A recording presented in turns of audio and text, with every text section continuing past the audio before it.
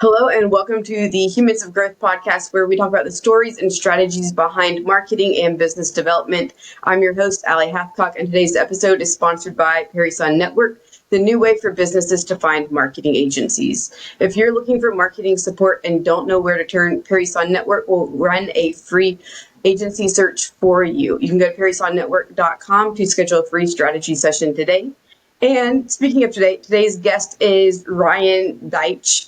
He is the CEO of Arro Finance, which is a credit platform that helps people grow their credit through gamified financial literacy and AI. Ryan, welcome to the show. Thanks for having me, Aly. Pleasure to be here. So I introduced the professional side of you, but who is Ryan the human? Ryan the human. Father of two young, amazing little angels who are 3 and 1 years old. But that is the human Ryan is father first, husband second, family man next, et cetera, et cetera. And then the rest of life is consumed by the startup. That is 100% fair. So I gave a brief intro to Arro, but I'd love to hear from you in 2-3 extra sentences. What is Arro? So Arro is a new kind of credit platform. We help underserved, thin file, new to credit people get access to a credit card that starts low and grows as they set financial goals, go through educational lessons, make payments, set budgets, increase savings. The idea is we use an AI financial coach to help guide and nurture into positive financial decisions, and we reward people with real access to credit and credit building alike. Yeah, so what was the aha moment behind starting Arro? I feel like there's probably a story behind that. So it was really born through customer research and discovery. I was interviewing people all over the country, paycheck to paycheck folks, college students, immigrants, and the deeper I went, I just said there's so many good people that have no idea how to manage money. They're afraid of overspending, the debt trap, they don't trust any institutions.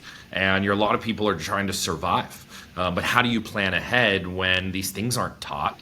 It's hard whether you're educated or not educated to know what to do. What if we could create a model that instead of evaluated you based on past mistakes, tried to evaluate potential and then unlock that potential through a program? So it really started with the root of financial literacy. You have to take our educational lessons to grow your credit line, but the solution comes in how we nudge and drive you into decision making, into paying down your debt, into reducing interest and fees, into thinking about how to start increasing savings or investing. And once again, all born from meeting people, talking to people, understanding their problems, and saying the model has never flipped. It's always been, here's a loan and I am a lender. What if we could be something a lot more? And so that's how we started to say, well, we want to help you in the actual decisions in what you know and what you learn and what you do. And it's been quite an exciting journey along the way. Yeah, so when it comes to helping people, there's a lot of different ways to help people in different verticals. What made you choose finance? So my background was in finance. I went to business school as well. I've always been really passionate about areas in the financial sector, mostly because finance touches so many things. How you live, health is a lot of the times driven by financial stress and financial decisions. Yep. And so with finance being such an epicenter into how people do anything, it's always been something that I've been passionate and excited about. My last startup was not in the finance space, and I was itching to kind of get back to it. And so, excited to be here. But I think finance is just the center of so much. Yeah, it's interesting. At the end of the day, you can't live without money. It's the one non-negotiable. You can go a couple of days without food. Without money, you're kind of just screwed. Yeah, and it's an unfortunate reality, which what do you do if you can't buy food? If you can't this? Well, unfortunately, there are people who can't buy food and they struggle really hard. And so it's also very antiquated. A lot of the models have existed for long periods of time and aren't built for our modern world. And a lot of the times aren't built for more underserved folks. They take either advantage or they let people figure it out on their own. And so I was inspired and motivated to build something that tried to do things very differently. And the journey is not easy, I will say, to say the least. But Yeah, all you can do is get up and keep trying as hard as you can every day. I love it. So, with the start of Arrow, how did you balance I need customers because I need to pay my bills versus focusing on building out the app, the operations, the business entity? Yeah, so because I chose a business in a heavily regulated sector that is somewhat capital intensive, I Yep. had to raise money to start the company. So I raised venture capital money and able to launch it Mhm. off the ground. While I would have loved to have a business that you could bootstrap, this is not really a business that can be bootstrapped. I guess unless you have a lot of money yourself to bootstrap it with your own, that was Yeah. not my situation. And so I was lucky enough to get some investors who really believed in what we were doing and how we were thinking about things differently. And they have helped us kind of pave the way for getting to where we are today. Yeah, so I know I have a lot of friends who are founders. A lot of people who listen to this podcast are founders, and a lot of them are bootstrapping. And I think there's kind of like some of them may know how to get VC funding, and they don't want to go that route because they want to be have 100% ownership. But I think the more that I've talked to founders, the more I've talked to people in finance, the the path to get from I have an idea to now I have VC funding is complicated. It's messy. I would love to hear, how did you figure out how to get capital for Arrow? Yeah, I have so much respect for any founder that bootstraps their business because your heart and soul is tied up in this no matter what. And when your finances are tied up in it as well, regardless whether you're not paying yourself, it's the same as, the opposite side of the spectrum here. And it's a lot. And there are a lot of businesses that you can bootstrap. There are a lot of businesses you can't bootstrap. Once again, in mine, it takes a lot of money and a lot of time just to be able to launch a product. Banks won't even partner with you without millions of dollars in your bank. So there's only so much you can do. But getting into the world of fundraising depends on sectors, time. Sometimes there's a mix of luck and preparation and discovery. You have to get in the door, and that can be from pounding the pavement. That could be from utilizing your network. I highly recommend going to events, meeting people, and it comes from creating a really compelling story. One of the main reasons I was able to raise money is before I ever started anything, I went through what's called the lean methodology. It's a way of validating your business by assessing customer demand, validating the product, putting signals out there, et cetera. And by the time I ever went to ask for a dollar, I had an extremely compelling narrative that really looked at the consumer, the problems they face, had plans on exactly how we build this, different ways. And the concept we came up with was a very unique approach in a space that needs a different way of thinking. I was fortunate that I've started a company before this, and so I did have a network of people that were in the investment space and entrepreneur founders made intros, friends made intros, and I was able to pitch. I will say your first pitch is not a yes. Your second pitch is not a yes. It takes a lot of no's to get to a yes, and you have to be really comfortable with rejection. There is no founder anywhere who raises money and it's just like that. It's no, no, no, no, no, maybe let me go 7 layers deeper, no to the next one, and you can never let anything keep you down. And so, once again, I was fortunate to have gone through a process where I had a really good narrative. Storytelling is really important, especially for your first funds raised. What is the vision you really have? And is that something big enough that people can wrap their head around? And how do you lead them there? What I found, because I talk to a lot of founders and I try to always give advice on decks and storytelling, there's this thing that a lot of people say, which is you bury the lead. There's a lot of really important, compelling, interesting research, detail, things that a lot of the times you don't bring up till later because you live in what you think might be important versus what the market might think is important. And so anyone who's trying to raise money, it's struggling or whatnot, whether it's you're getting meetings is one thing, closing in the meeting is the other. think really about the story. Get a friend, ask an investor who says no why they passed, and use that to continue to strengthen how you're telling it. Because a lot of people have amazing businesses, but that doesn't mean that someone sees that. And a lot of that's just how you present it and what you're highlighting. Oh, that's so good, man. I love that. Yeah, and I think it's like when you're in your business, what you think is important is not necessarily what other people think is important.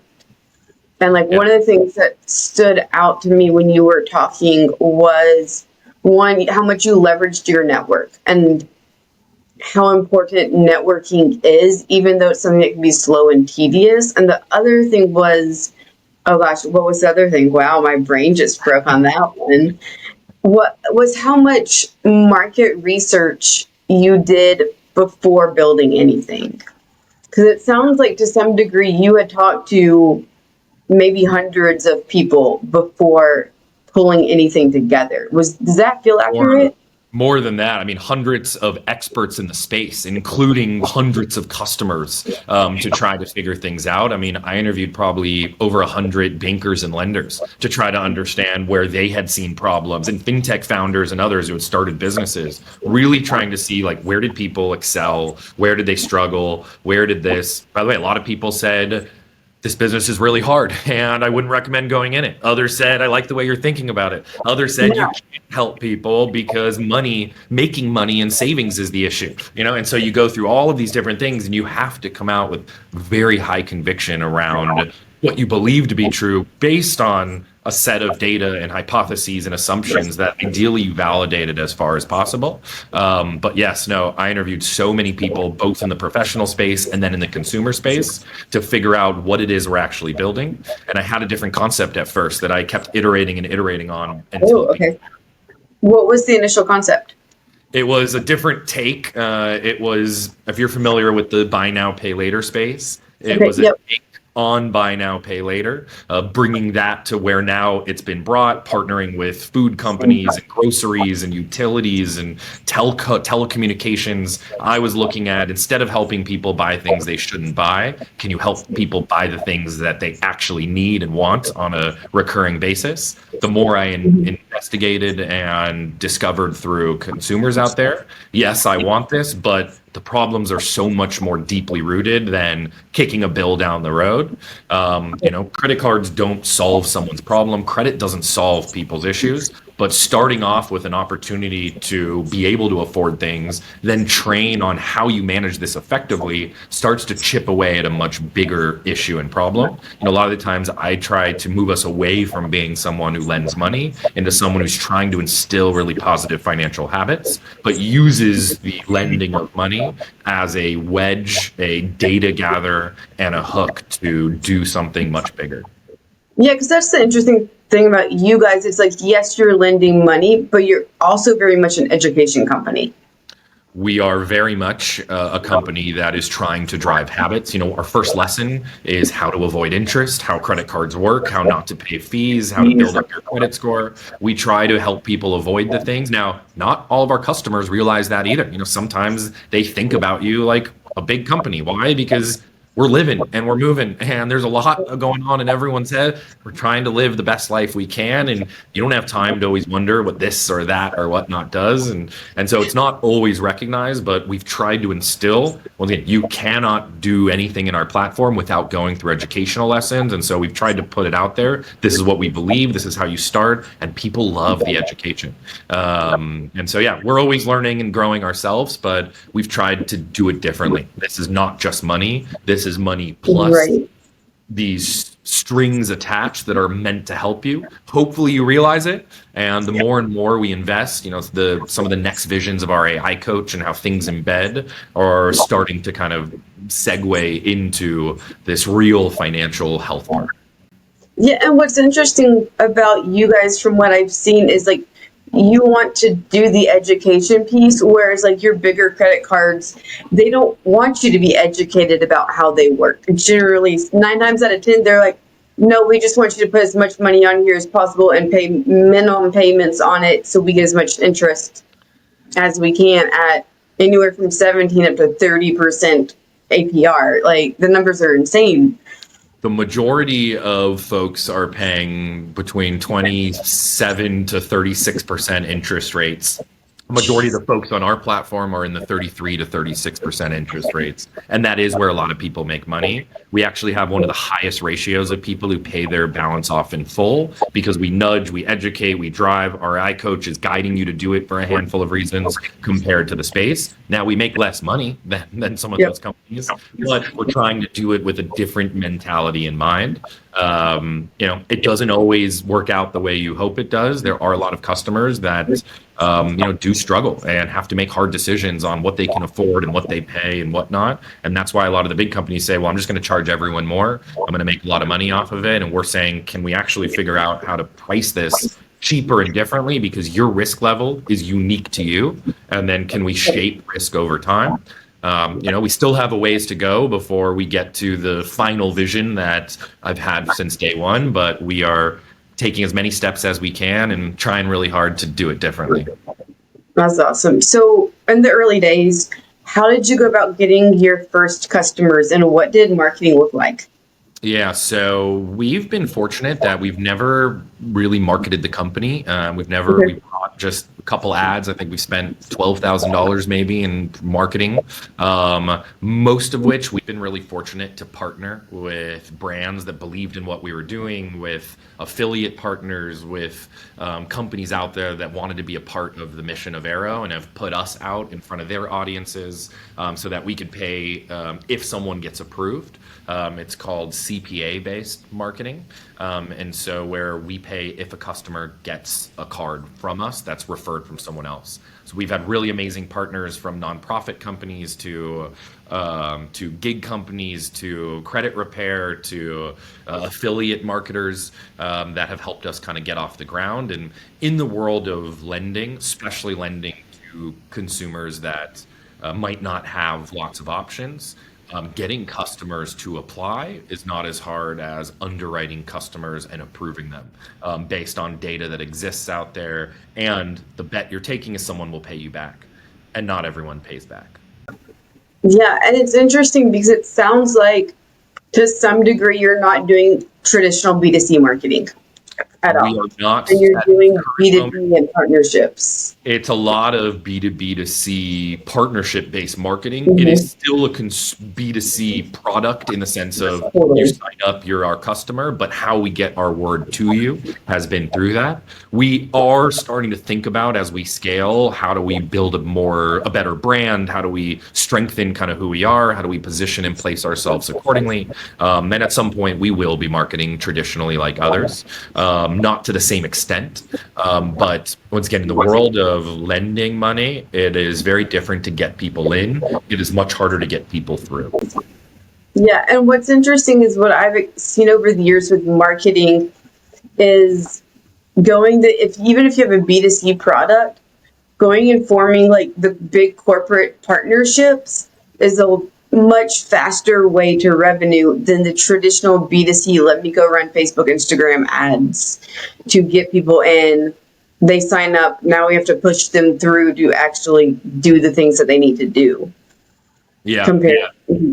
That's exactly it. And for any business out there, for anyone who's starting a company, partnerships help you scale in a way that is just much more expensive and difficult to scale on your own. Getting a partnership and having them believe and take bets and the cycles, right? If you want to partner with a bank, for example, you're talking long cycle. You want to partner with a startup, it can move as fast as whoever it is that wants to drive it forward. So you need to really be aware of who it is you're actually partnering with, what their business model is. Are they someone that already refers and recommends customers? Is this their first one? We've had some that they've never recommended anyone before. Now they want to recommend Arro. We've had others where this is literally a big part of their business, and now we fit into a mold. Understanding this space is super important, or understanding kind of like the context from a potential partner is important. And you have to know sales cycles because there are certain partnerships that if it takes years, you have to survive for years and get there. Still, warming them and whatnot, and speed to market is really important. I love that. So with your partnerships that you've made, they're kind of doing the heavy lifting on the marketing. How are they ensuring that you guys get customers, and what is the are they just affiliates for the most part? And Yeah, that's the benefit? for the most part, for the purpose of just defining this, yeah, you could say most would be affiliate partners in the sense that they are messaging us out in exchange for some form of referral payment for anyone that gets going. We Yep. are in the process of working on some my goal is not to have just an affiliate relationship, to figure out how to embed into a flow, or with one we were talking about being a part of onboarding, with another we were talking about how do we mutually kind of find a way where actually, well, if you refer someone to us, let's make sure that the spend on the card goes right back to you in a way that pays for your membership or whatnot. So there's a lot of ways to be creative when you're thinking bigger, but a lot of the times to start, usually you start in just some capacity to see what the uptake is. I love that. So you also have mentioned the AI coach, and you're working on building out and developing that. Everybody's learning pretty quickly. You have to start integrating AI into your business at this point. There's not any getting around it. So tell me, what does AI in your business look like right now? Yeah, I mean, like many companies out there, we're still figuring out how to use AI to improve productivity and enhance and customer support and all these things. But our goal and vision of AI was really to be more intelligent around who someone is, where you spend, how you save, what goals you set, how you learn in this, and try to drive you into behaviors that are valuable. The vision for our coach was how do we shape behavior with a trusted partner that you can reach out to, ask questions to, recommend things to, etc. When we have all this other data about you, we see how you spend in your bank accounts, we see how your credit report shifts, we see how you engage in our system. We still have a long ways to go into, once again, where AI in general has the opportunity to really and intelligently guide someone among the next steps. That's more proactive versus reactive. But the vision is kind of everything you do, all the decisions you make, how you even think about credit decisioning is driven and supported by our AI coach as a recommended partner. Because a lot of the times in finance, it feels lonely. Like, how do I know what to do? There's two options. I don't know. I'm not that great at math. I am great at math, but like, this is hard, you just don't know where to go. So having something or someone that you can rely on gives another level of confidence, especially if you can trust that it's trying to do the right things for you in life. Right. And it's also interesting because you look at if somebody already has two other credit cards with a $3,000, $5,000 limit, which ones do I even pay off first? Okay, who do I even ask for that? Yeah. And what GPT models can, because AI is built off of like the communal knowledge base of the internet, which has questionable financial advice on it. So who do you actually go and trust? Yeah, it's who do you, in the end, the world of finance and many things, by the way, anything, friends, whatnot, is a world of trust. Do you trust Yep. that this company, that this is trying to do right by me, or do you think they're trying to take advantage of me? The hard part is when you trust an institution that is trying to take advantage of you, or in Yep. our case, where we're still a startup, we're still building our brand. You don't know. So what do you assume? You assume we're like others, and some get it, and others hopefully get it over time. We also don't do everything right. We have bugs, we have this, reach out and we will make everything right. But it's hard to build companies, and it's hard to do big things when you're a really scrappy, lean team. And so, yeah, we're trying our best and we're trying to do right by people, but we still have a ways to go in making sure that who we are as a company, our brand, our product, and all that everyone really understands and gets what we're trying to do. I love it. If you had $50,000 to invest in marketing, where would you spend it? That's a really good question. Right now, I would probably, if I was just given $50,000 free to spend, I would probably spend a lot on really thinking about our brand identity and focusing on expanding our customer profiles into more and more personas, more demographics, more areas, just as we continue to think about who we are to different groups of people out there. I would not go spend it on Facebook ads if that's kind of where some people might say. We do need to spend something in the world of social ads and whatnot, but that is not my top goal from a marketing perspective. Right. And I think that's smart because I think so many people, they miss the brand aspect. They jump straight into, let me go spend money on ads. And it's like, okay, well, if your branding, if your messaging isn't right, you're just giving Zuckerberg free money. Yeah, yeah. Like, Brand he's already identity. wealthy enough. He is the institution that we're trying to avoid to some degree. Yeah, yeah. Well, brand identity is really important because it also helps you attract customers with the right intent. There's two sides to every story here. It's not just businesses that have to have the right intent, it's customers also.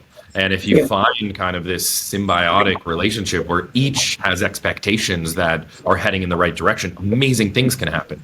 But if someone thinks your brand is A and it's actually B, they come in wanting A, right? But you're B. Same goes for you. If you think you're Yeah. selling B and they're A, it's the same exact thing, just flipped around. So you really need to make sure that how you message yourself and what expectations you set for customers lay the same foundation and framework for, are they going to stay with you or are they going to churn? Is LTV going to be higher because you built a really amazing product, or is it going to be lower because no one wants to actually have what you think you're selling versus what they think they're getting? Right. And I think that's interesting, especially because you guys haven't the app, and that's where most everything takes place. And so it's like, compared to other companies where you may have to go search for reviews, the app, 4 stars, 3 stars, 2 stars, it's all right there. And that influences decision making. It was interesting because I went through and read some of y'all's, like, the good reviews, the bad reviews. And to go with what you were saying, it's like the 1 star reviews are people who clearly just needed money right here, right now. Yeah, unfortunately, most of our 1-star reviews are people who weren't approved for the card. And it's unfortunate because there are factors that are outside our control either. As we're continuing to build, we have regulatory requirements. We have this. My dream is we'll eventually approve everyone, but not everyone pays back. So there has to be some underwriting.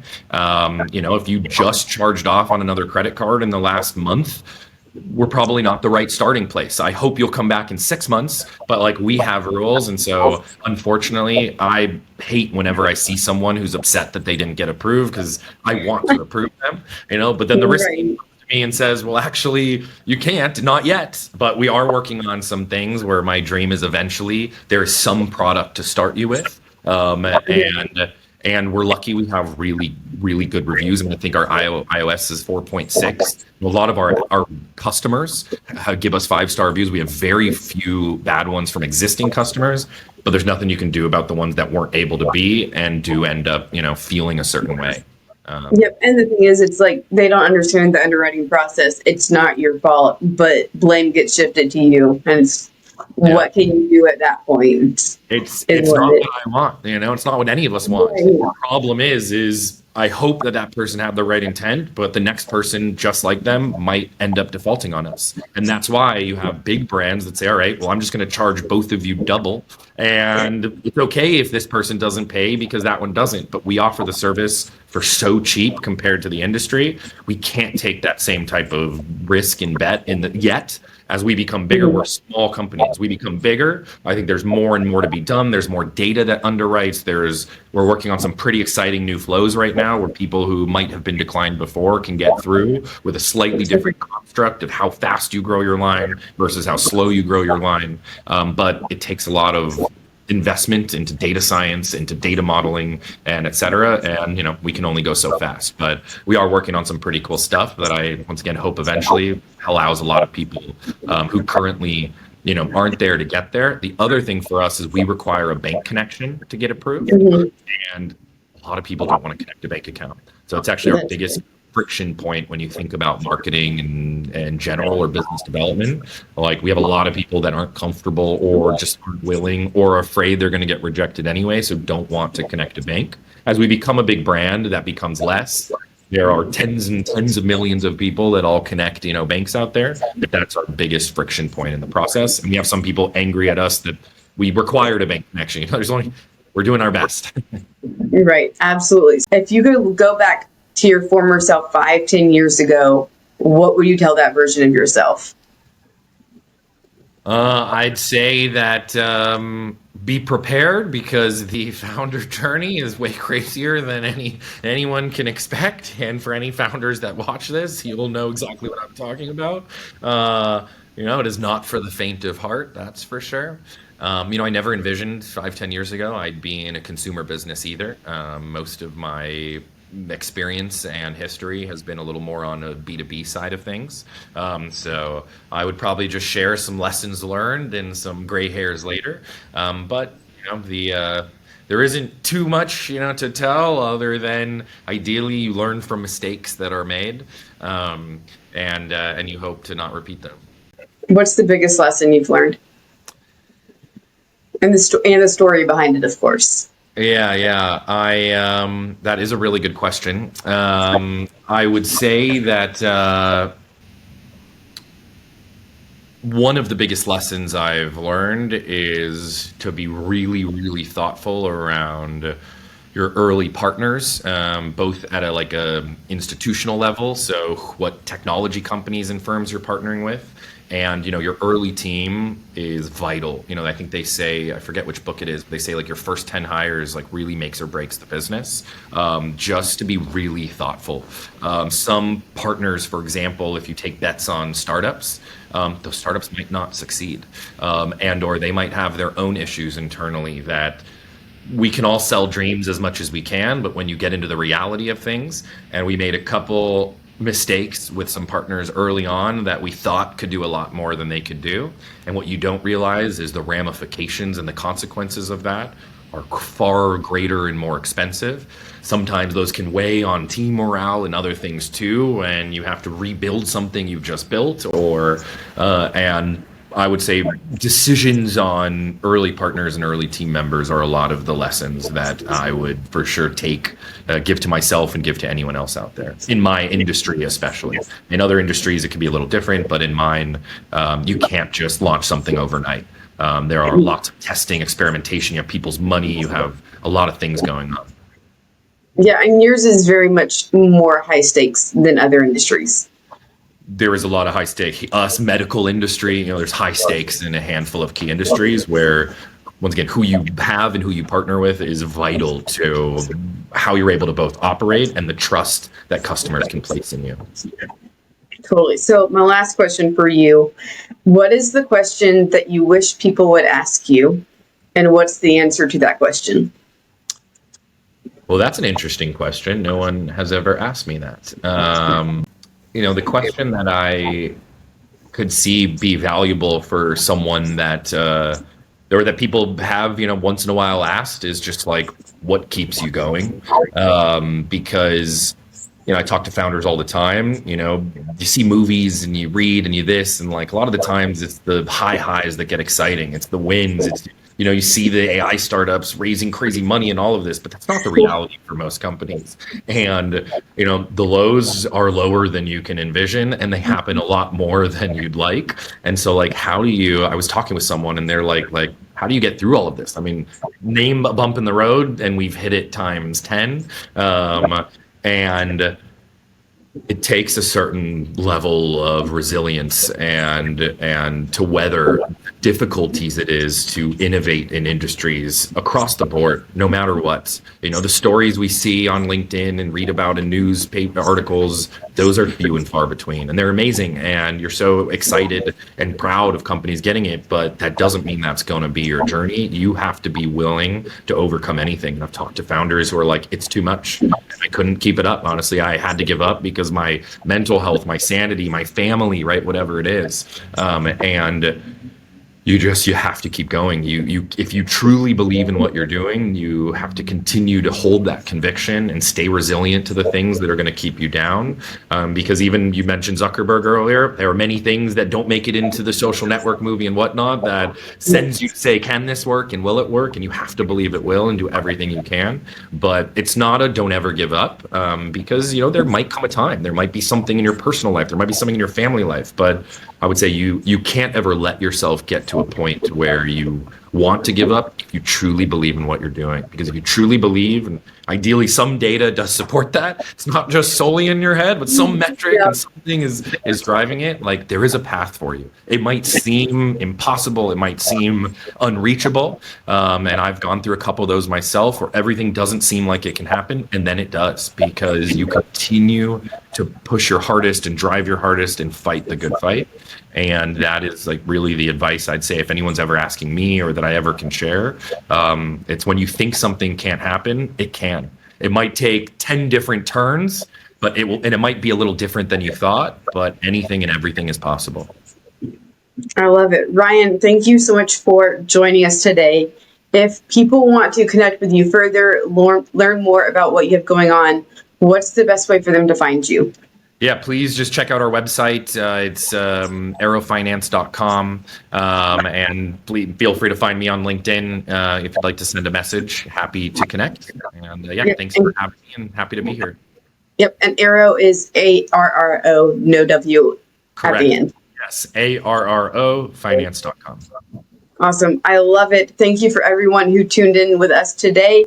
If you are looking to find the right fit marketing partner, schedule a free marketing strategy session at perrysonnetwork.com, and we will catch you on the next episode of Humans of Growth.